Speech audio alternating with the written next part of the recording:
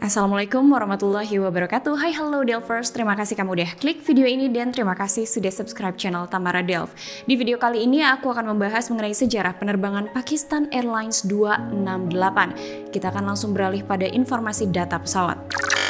Mengutip dari Aviation Safety Network, pesawat yang digunakan dalam penerbangan Pakistan Airlines 268 adalah pesawat Airbus A300 yang diproduksi tahun 1976. Awalnya pesawat ini dimiliki atau digunakan oleh beberapa maskapai hingga akhirnya dimiliki oleh Pakistan Airlines. Pada saat mengalami kecelakaan, pesawat ini telah mengumpulkan 39.045 total jam terbang. Ada dua orang pilot di dalam penerbangan ini. Yang pertama adalah Kapten Iftikhar Janjua, usianya 49 tahun dan beliau merupakan mantan pilot Angkatan Udara Pakistan, dan pada saat mengalami kecelakaan beliau telah mengumpulkan 13.192 total jam terbang. First officer-nya adalah Hasan Akhtar, usianya 38 tahun dan beliau telah mengumpulkan 5.849 total jam terbang. Sedikit membahas mengenai maskapai Pakistan Airlines. Pakistan Airlines atau PIA adalah maskapai penerbangan internasional milik Pakistan. Didirikan tahun 1946, awalnya bernama Orient Airways. Kemudian maskapai ini baru benar-benar beroperasi di tahun 1955. Mengutip dari beberapa sumber media, diketahui di tahun 2020 PIA dilarang terbang ke langit Eropa dan juga Amerika, mengingat adanya isu-isu mengenai lisensi palsu yang dimiliki oleh pilot dari Pakistan Airlines. Untuk mengetahui apa yang terjadi pada penerbangan Pakistan Airlines 268, kita akan take off ke kronologi. Tanggal 28 September 1992, sebuah Airbus A300 yang dioperasikan oleh maskapai Pakistan Airlines dengan nomor penerbangan 268 terbang dengan rute Karachi, Pakistan menuju ke Kathmandu, Nepal. Pesawat ini take off dari Karachi pukul 11.03 siang waktu setempat dengan membawa 19 orang kru pesawat dan 148 penumpang, sehingga total keseluruhan penumpang berjumlah 167 orang. Di awal penerbangan, First Officer bertugas sebagai pilot penerbang. Penerbangan 268 ini dilakukan di akhir musim hujan, sehingga dalam rute menuju ke Kathmandu, badai masih sering kali terjadi dan semua pilot berhati-hati dengan rute ini. Ketika pesawat memasuki wilayah udara Kathmandu, Kapten melapor pada petugas menara kontrol bahwa mereka harus sedikit membelokkan pesawatnya keluar dari jalur yang seharusnya sedikit ke kanan sekitar 10 hingga 15 mil karena di hadapan mereka terdapat gumpalan awan badai. Kemudian permintaan itu diizinkan oleh petugas menara kontrol. Sesaat setelahnya, Kapten menyadari bahwa akan terjadi turbulensi ketika pesawat ini akan mendarat di Kathmandu. Maka Kapten memberikan pengumuman kepada seluruh penumpang agar mereka tetap berada di kursinya masing-masing dan mengenakan sabuk keselamatan. Kemudian pada saat pesawat ini akan approach, Kapten mengambil alih kontrol penerbangan. Sedikit informasi tambahan, di tahun 1992, Bandara Kathmandu ini tidak memiliki radar sehingga mereka tidak mengetahui posisi pesawat yang akan mendarat di bandaranya. Petugas menara kontrolnya hanya bisa mengandalkan informasi dari para pilot. Sementara itu pilot harus memberikan data mengenai posisi maupun ketinggian pesawat secara akurat pada petugas menara kontrol.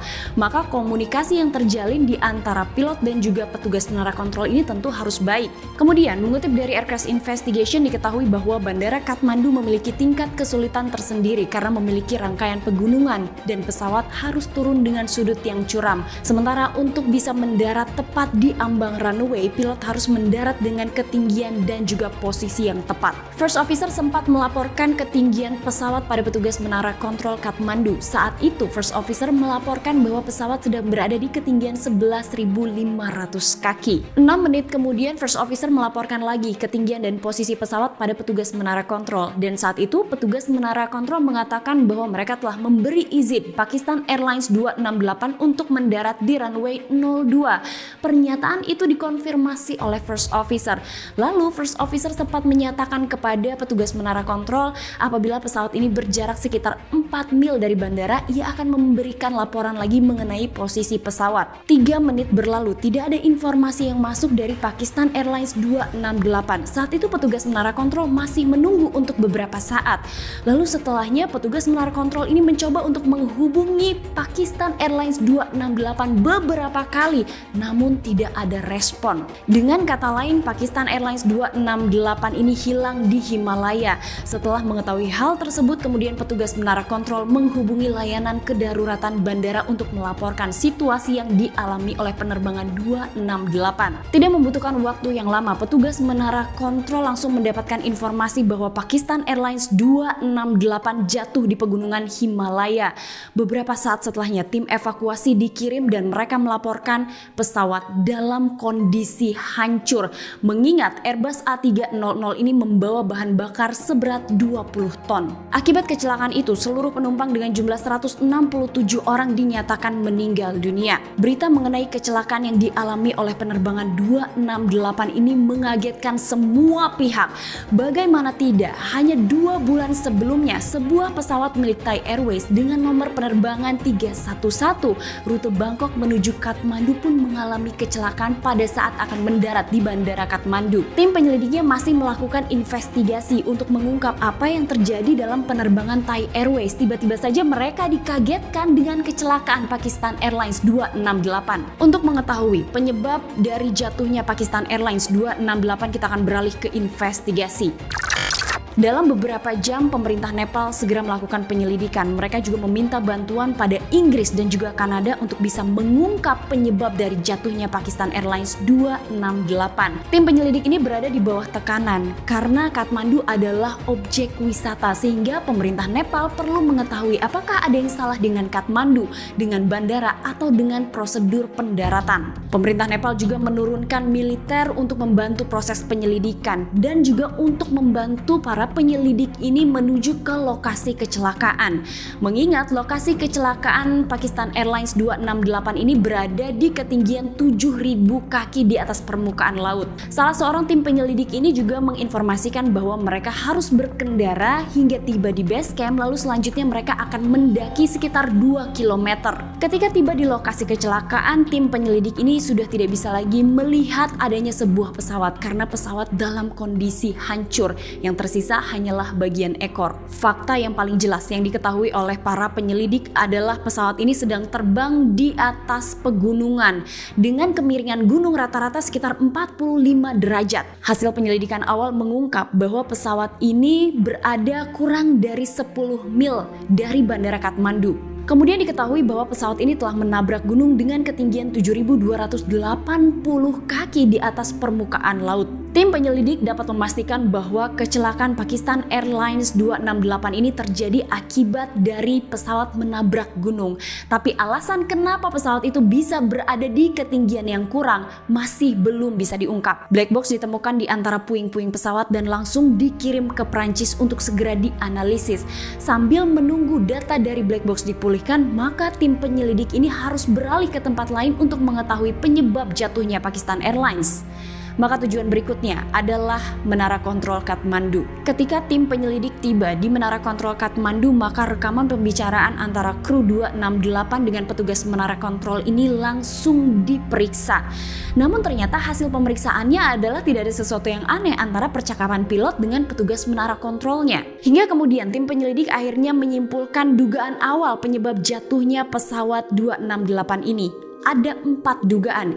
Yang pertama adalah kemungkinan pesawat ini telah kehilangan daya dorong sebelum menabrak pohon. Yang kedua adalah pesawat ini tidak berada di bawah kendali kedua pilot. Yang ketiga, kemungkinan seseorang telah masuk ke ruang kokpit dan menyebabkan kecelakaan. Dan yang keempat adalah faktor cuaca. Keempat faktor ini langsung diselidiki. Dugaan pertama adalah hilangnya daya dorong di pesawat.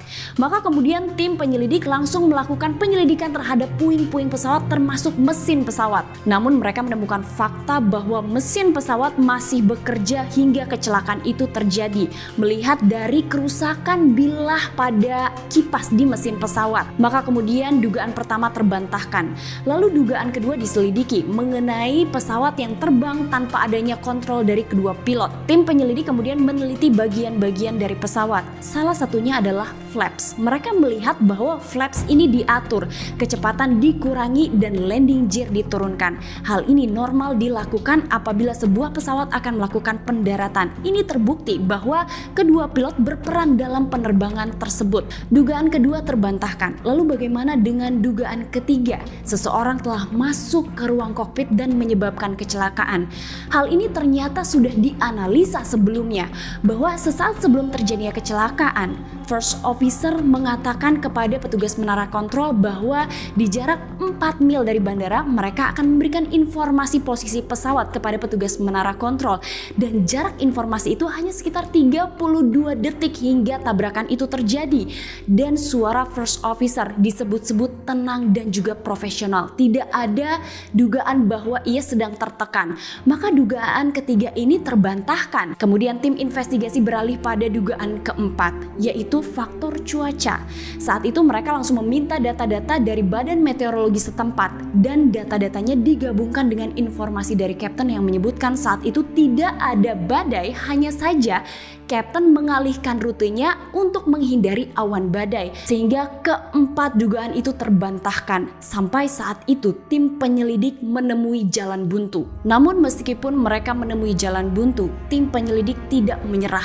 Mereka mencoba mencari data mengenai penerbangan Pakistan Airlines 268 dengan data dari Bandara Kathmandu. Ketika ketinggiannya digabungkan, ternyata ada hal yang aneh, dan hal ini justru menjadi kunci dari penemuan penyebab jatuhnya pesawat tersebut. Hal ini mengindikasi bahwa pesawat ini berada 1000 kaki lebih rendah dari ketinggian yang seharusnya. Dugaan awalnya adalah kesalahan pilot dalam membaca approach chart atau bagan approach. Dugaan itu dikesampingkan karena black box tiba di Nepal. Rekaman dari black box ini diperdengarkan, namun sayangnya mereka tidak bisa mendengarkan percakapan kru. Yang dapat didengarkan oleh tim peneliti hanyalah pembicaraan atau laporan dari Kapten kepada petugas menara kontrol mengenai jalur dan pengumuman kepada penumpang mengenai sabuk keselamatan. Setelah mengetahui data dari black box tidak bisa diselidiki, maka mereka beralih lagi pada dugaan awal, yaitu mengenai approach chart. Diketahui untuk mendarat di Bandara Kathmandu, pilot harus mengikuti approach chart dan semua harus sesuai dengan panduan approach yang seharusnya. Maka untuk mengetahui apa yang terjadi selama approach di penerbangan Pakistan Airlines 268, tim penyelidik datang ke salah satu pesawat Airbus A300 milik Pakistan Airlines. Ketika tim penyelidik masuk ke ruang kokpit dari pesawat Airbus A300 milik Pakistan Airlines, mereka menemukan beberapa hal. Di antaranya adalah tidak ditemukannya klip di kolom kontrol. Hal ini jarang terjadi. Biasanya approach chart atau bagan approach ini diselipkan di klip yang berada di kolom kontrol. Mereka tidak menemukannya di Airbus A300 milik Pakistan Airlines. Tapi kemudian penyelidik ini menemukan di sebelah kiri Kapten.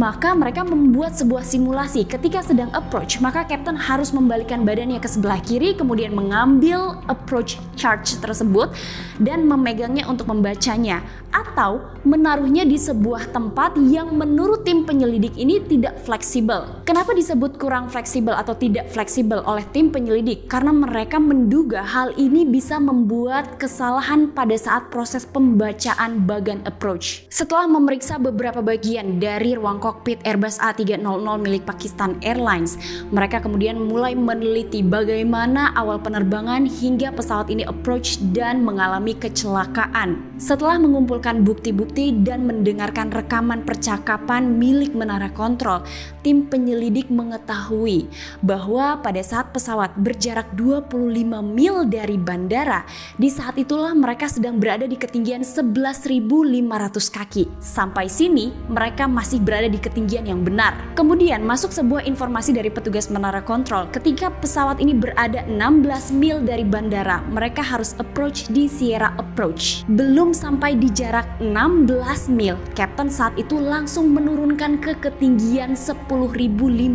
kaki.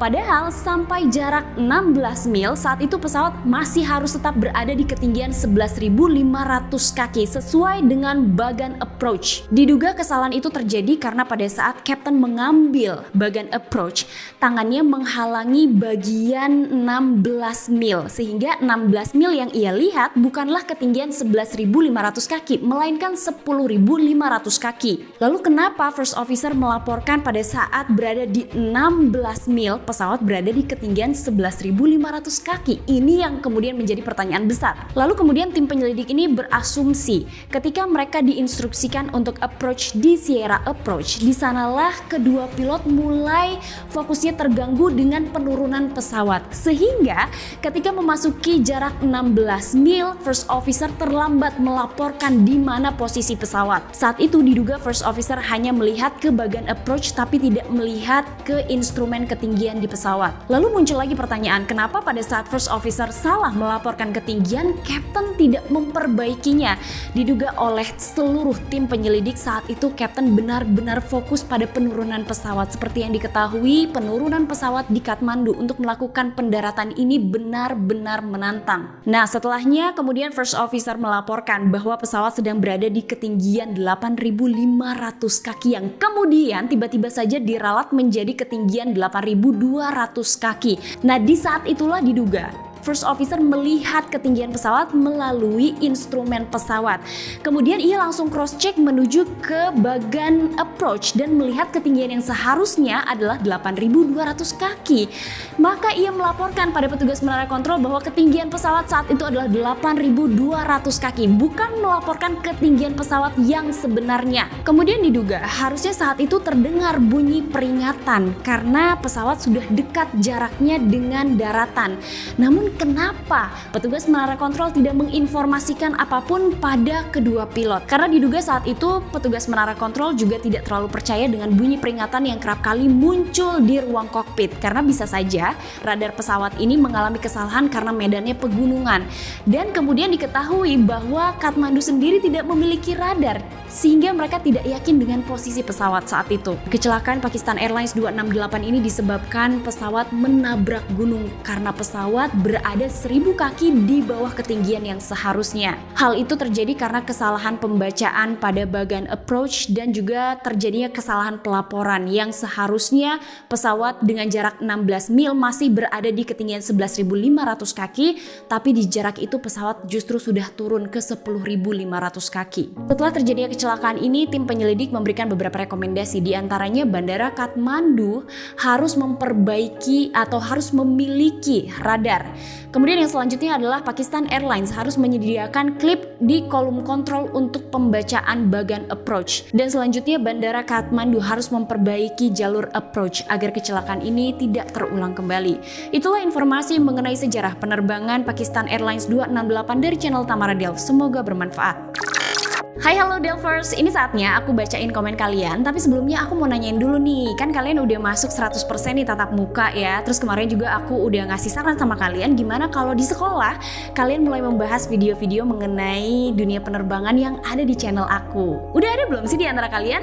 Kalau belum, mungkin dunia penerbangan boleh menjadi inspirasi baru atau lahan diskusi baru buat kalian ya. Jangan lupa di-share dan cerita-cerita juga sama aku siapa aja yang udah share dan gimana respon mereka ya. Oke, yang pertama aku bacain adalah dari M. Irham Sugi. Halo Kak Delf, salam kenal. Halo, salam kenal juga Kak. Kak, review pesawat-pesawat kepresidenan dari Indonesia sampai luar negeri, dan apakah ada bencana atau ada tragedi penyerangan pesawat kepresidenan? Terima kasih. Ini sebenarnya udah menjadi diskusi kita waktu itu ya. Kita mau bahas tentang pesawat-pesawat kepresidenan. Nah, membahas mengenai tadi apa penyerangan pesawat kepresidenan. Jadi aku pernah membahas mengenai kecelakaan pada pesawat kepresidenan di Polandia. Mungkin kamu belum menonton, jangan lupa nonton dulu ya. Ini terima kasih banyak sarannya. Insya Allah akan aku diskusikan lagi sama tim ya. Kemudian yang kedua adalah dari Aviation 11 atau Aviation 11 ya. Saya lebih pilih aftur karena kalau listrik itu menurut saya bahaya sih ya. Kalau kena petir bisa kesetrum, saya lebih kebakar daripada kesetrum. Enggak dua-duanya juga Kak, itu dua-duanya bahaya. Pesawat listrik menurut saya masih bisa, tapi saya agak kurang suka. Lebih baik mobil dan pesawat pakai bahan bakar pada listrik, katanya gitu. Jadi itu pertanyaannya adalah gimana menurut kalian mengenai informasi bahwa akan ada pesawat listrik. Tapi tenang aja sih sebenarnya, dibuatnya sebuah pesawat listrik ini pasti sudah dipikirkan baik buruknya dan meminimalisir keburukan-keburukan yang akan timbul di kemudian hari. Tapi aku juga sepertinya untuk saat ini masih memilih pesawat dengan bahan bakar aftur ya. Yang ketiga berikutnya adalah dari Aep Supriyadi. Hai Kak Tamara, halo Kak Aep. Aku mau nanya, kalau games pas kakak Tamara bahas kecelakaan bus itu game apa ya? Semoga dibahas. Saran aku sih mending di YouTube Kak untuk Q&A, soalnya takut aku nggak bisa ikutan live, jadi nggak bisa nonton Q&A kakak. Kalau YouTube sih kapan aja bisa dan bisa diulang-ulang nonton videonya. Itu sih saran aku. Aku juga sempat nanya kan soalnya sama kalian, aku mau bikin Q&A, apakah aku harus live di YouTube atau live di Instagram? Sampai saat ini masukan terbanyak adalah live di YouTube. Tapi aku masih membuka kesempatan buat yang lain belum jawab ya. Mau mengomentari gamenya apa? Euro Truck Simulator. Yang main cuman Kak Kiki sama Kak Arif, karena aku nyobain ternyata susah juga ternyata ya bikin mainin game bus itu.